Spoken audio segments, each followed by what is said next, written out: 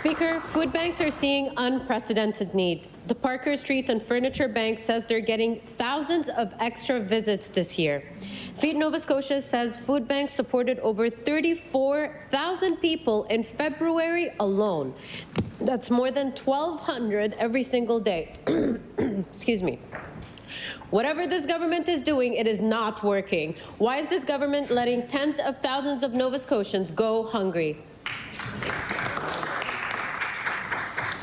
I recognize the Honourable Minister of Opportunities and Social Development. Thank you, Madam Speaker. And we know that there are difficult times for Nova Scotians, and of course with the rising gas prices right now, it's adding additional pressure. That is why for the Department of Opportunities and Social Development, the budget overall for my department is now $1.8 billion, Madam Speaker. That provides supports for 37,000 Nova Scotians who are on income assistance and employment support.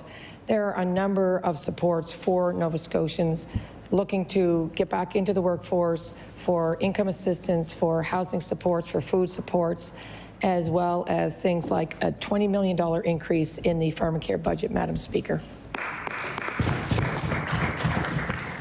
I recognize the Honourable Member for Fairview Clayton Park. And yet 1,200 people every single day across the province are going to food banks for support. Speaker, the minister's words don't help the single mom who can't afford groceries because she spent her paycheck on rent. Words don't help the senior on fixed income whose pension isn't keeping up with rising grocery prices. The fact is, food bank use is up by 66% since this government was elected. Instead of helping, this government is cutting jobs, they're cutting income supports, they're cutting programs that provide fresh and affordable food to Nova Scotian families like the mobile food market in Fairview. How many more Nova Scotians need to go hungry before the minister does something about it? I recognize the Honourable Minister of Opportunities and Social Development. Thank you, Madam Speaker. And it's always important to tell both sides of a story. So the truth of the matter is that Nova Scotia is one of only 3 provinces where the reported poverty rate went down.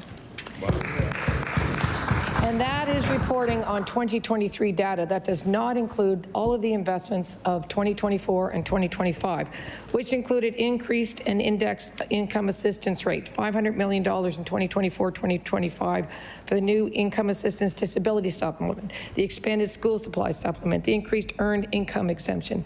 We doubled the investment in employment support services, increased focus on youth programming.